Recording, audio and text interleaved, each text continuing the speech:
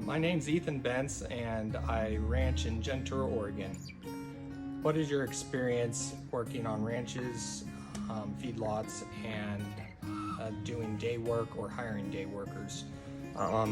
My experience started after college. I worked at a couple different sale yards sorting cattle. I also worked as a superior rep, shipping cattle for lots of the numerous different ranches. I also worked day work myself on ranches and sold real estate, and also we have a family ranch that I would spend a lot of time helping my family run as well.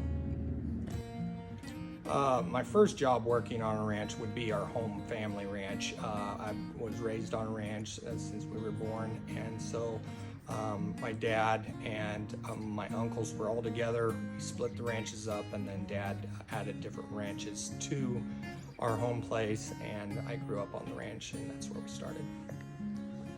So the skills for someone to hire to come on the ranch for a day or for the longer term, we look for to be a stockman, and that is all varied on your age. I realize when you're first starting out, there's going to be things that you have to learn, but the biggest thing is to be able to help read what whoever the boss is that day is trying to accomplish.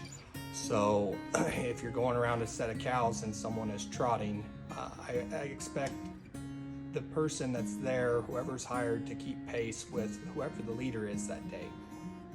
The others, general skills, being able to operate equipment is really key on a ranch, because I would like you to back the trailer and horse trailer up to load the cows if I can't get in there. Other just generic skill sets would be being able to maintain your own horses by shoeing them, and being able to also inspect for injuries on cattle or horses as far as illness, and being very aware of being a stockman is just generally what we're trying to look for. As far as other aspects, a good work ethic as well is key to if you're not working with cows that day, if you're helping go around fence, being just positive and motivated and a hard worker is one of the biggest aspects that everyone is missing. If I was going to go be a day worker for a new place that I have not been, I would want to do research on what the guy hiring me is expected of previous day workers, what your job that you're being hired for that day. So if I'm going to be hired for building fence for the day, I'm going to make sure that my pickup has my fencing gloves in it, my wire tools, anything that I'm going to bring along, I'm going to try to get prepared the night before. I'm also going to make sure that my alarm is set 2 or 3 times so that I show up there on time. And I'm also going to make a mental list and try to think of how, if I'm not familiar with the job that we're doing, that I can be very aware and look around me to be helpful on areas that I might not be comfortable in. So the 10 pet peeves for someone coming and working, or what I got yelled at for through my lifetime, would be you kind of just start with your day. So number 1 is showing up on time. Maybe being early, that would be great too. Number 2 would be when you're gonna go out and catch your horse. Everyone catches horses differently, but let the leader set the tone for how you're gonna catch them. And then when you come in to saddle and do all that stuff, you just have to follow the guidelines of whatever the boss set for that day. Number 3, if you are going out on your own for the day, you need to check the tires, you need to check the oil, and you need to check all the equipment before you leave. Most of us live out in the middle of nowhere. You want to have the equipment that you need out there in the desert. Number 4, when you are part of the crew and going out, let the leader lead again. You ride behind him. Do not trot in front of him when he's trying to set the direction of where you're headed that day. And ask questions. If you're new to the country, don't be embarrassed by it. Most new day workers or new help aren't going to know the country, aren't going to know the goals of the day. No question is dumb. Not asking one is. Number 5 would be make sure that your equipment that you bring, as far as your shoes on your horse, are tight, and everything that you are using that day is key to the job being performed.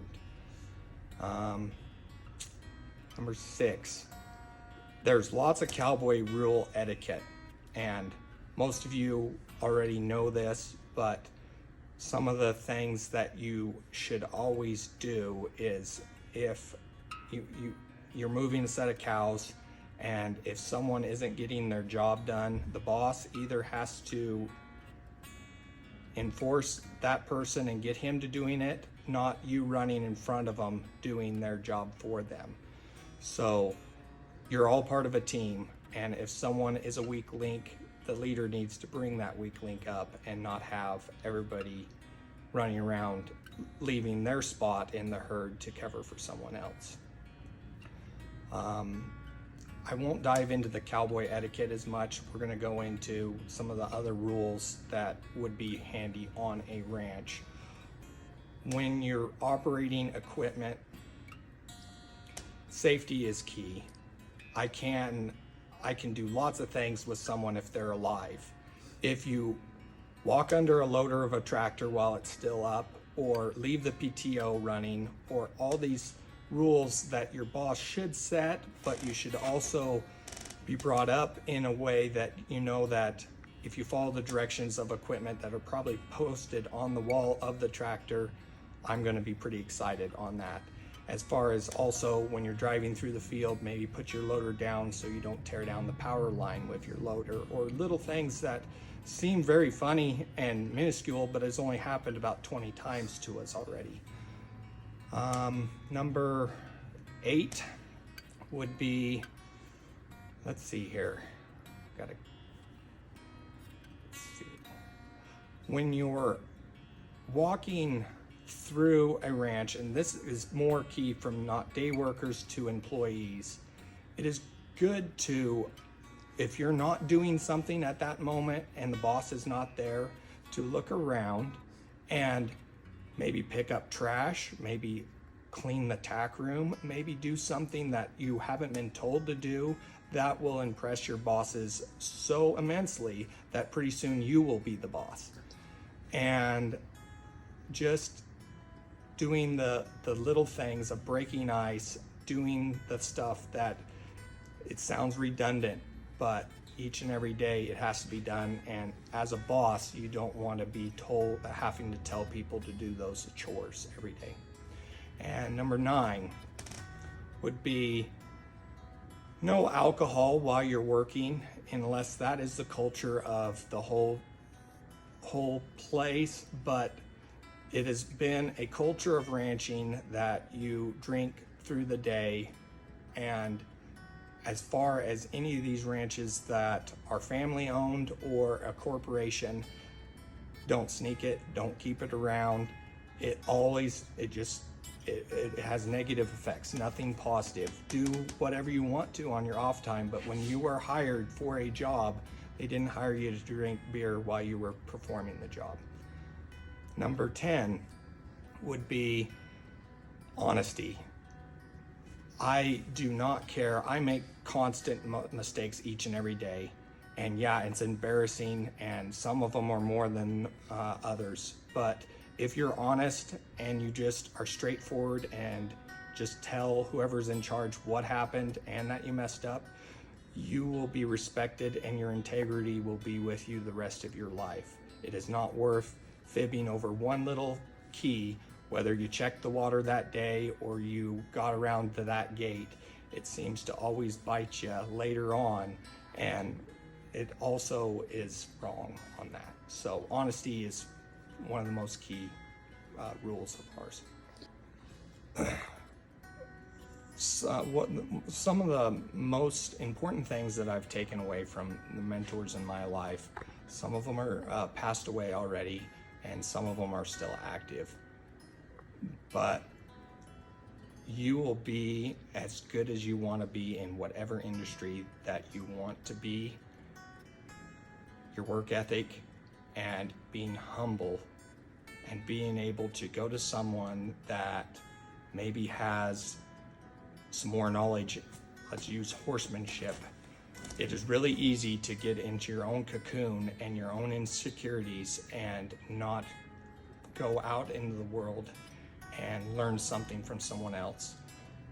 Someone once told me that even if you don't respect 99% of what someone does with a horse or an animal, they might have 1% of something that you didn't know.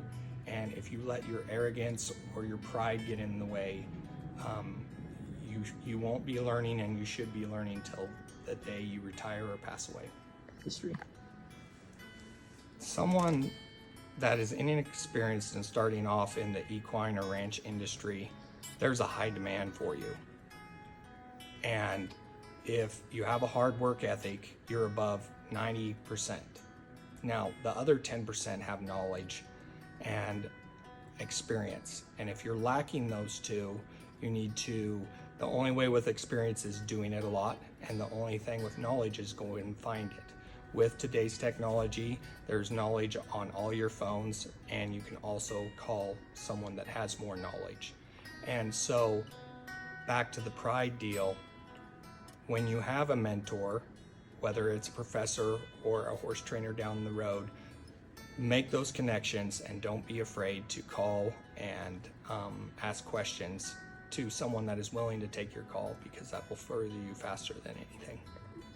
I have a few regrets from earlier, and we're talking about the pride and also the insecurities. I really wanted to go work for Nick Dowers when I got out of college. Due to circumstances in life and my insecurities, I didn't ever accomplish that. And it set me behind 10, 12 years on some stuff that my brother, who is now 10 years younger than me, is learning and he's getting to do. And I have selfishly enjoyed everything that his hard work and sweat has done to learn those, because now I am able to learn them as well. But if I hadn't had some of those hang-ups, I could have been further ahead earlier in life. So the other benefits to ranching, other than being really rich,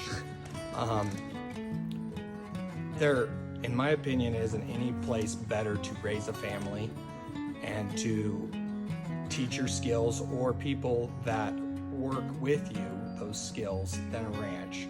There's something about keeping a cow and a calf alive and putting him on the truck to feed someone else that is very rewarding. And it's also to have an equine program on the side where you can further some personal goals while you're doing your ranch work. There's just no other life like it, and as long as your family can eat at the end of the year, and that you are giving them the tools to succeed later in life, I don't know if any other industry that you could be more successful in.